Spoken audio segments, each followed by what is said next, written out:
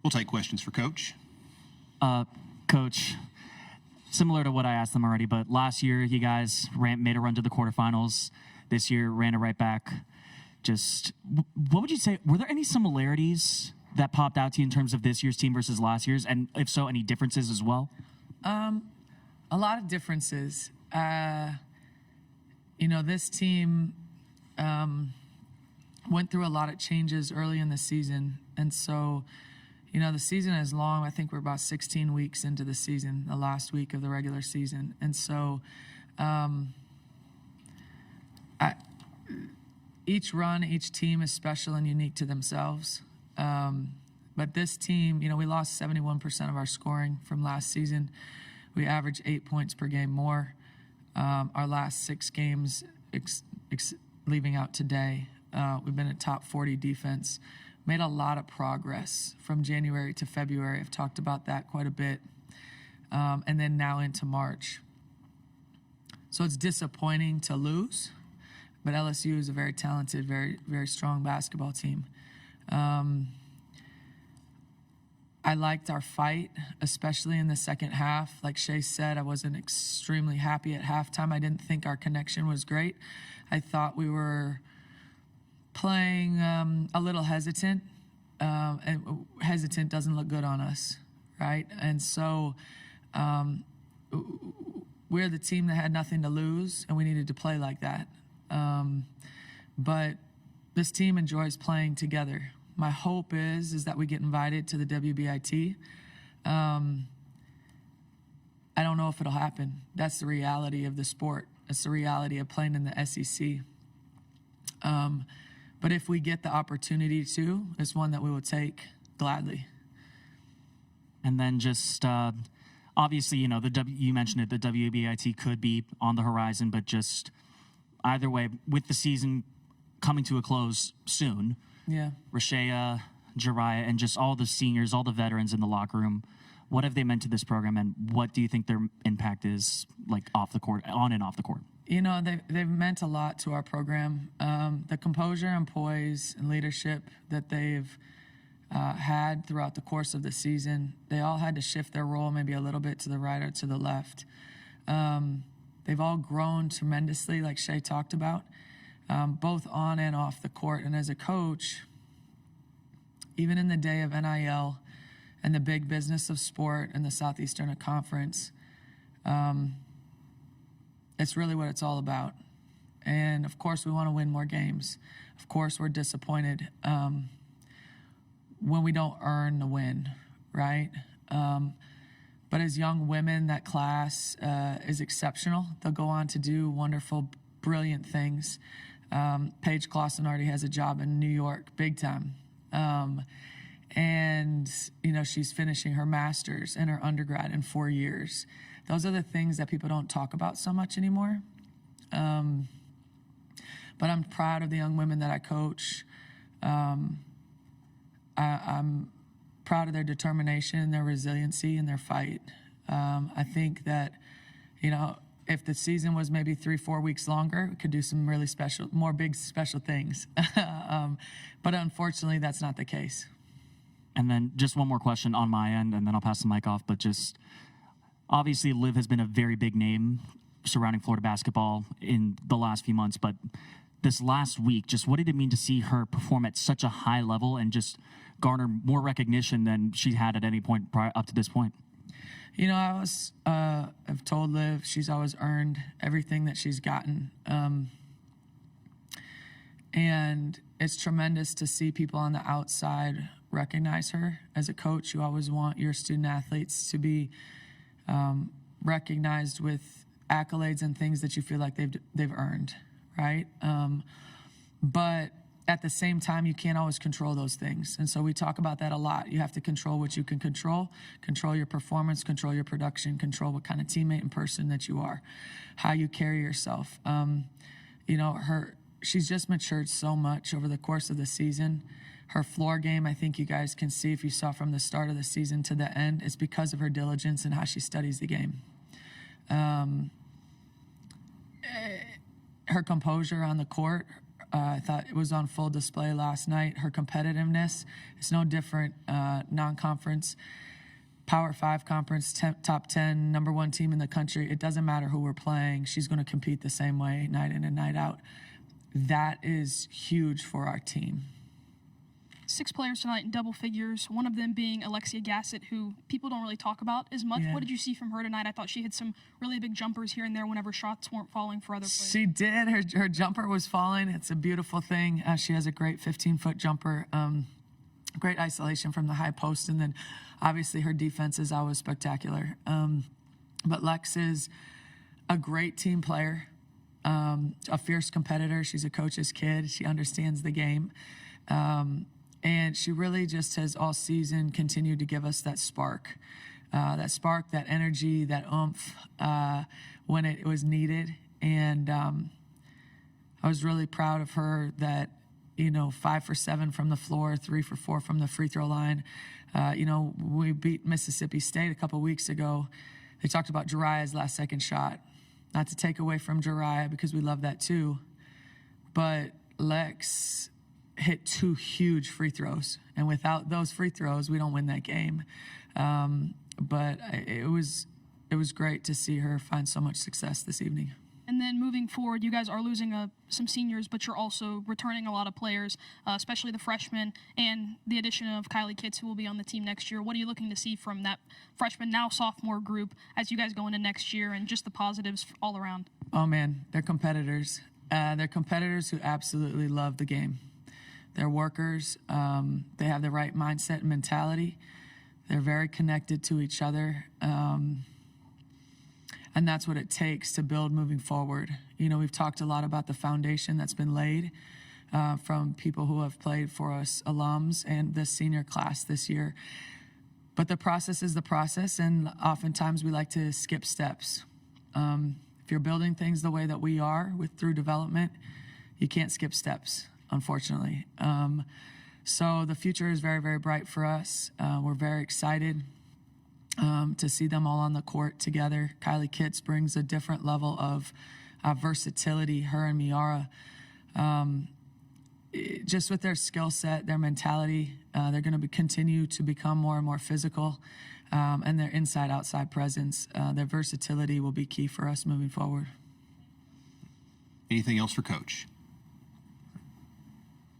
Coach, just general takeaway from, I know you've already talked about building step by step, but just what's your general takeaway from this tournament, this season? Again, there's still the WBIT potentially, but just what's your main takeaway from this season and how you guys can just keep building going into next season? Our rebounding really significantly improved from last season to this season. We were atrocious last year, let's be honest. But continuing to grow on the defensive end of the floor. We've always been able to score the ball fairly well. And so just continuing to build on that competitive mindset and the experience that's required in order to know what it takes to beat the best. And I think that we really, as the course of the season went on, started to really understand and value a possession. When the season began, we didn't understand the value of a possession, as silly as that sounds. But, something like last night, Erin Kindred was able to dive on the floor for a loose ball at the top of the key. She played 2 minutes. We talked about it as a team today. If she does not do that, it's a run-out layup and we don't win that game. The value of a possession is very, very high. So just carrying those things over to next season, to the off season, and then hopefully to the postseason. Thank you, Coach. Thank you, guys. Thank you, Coach.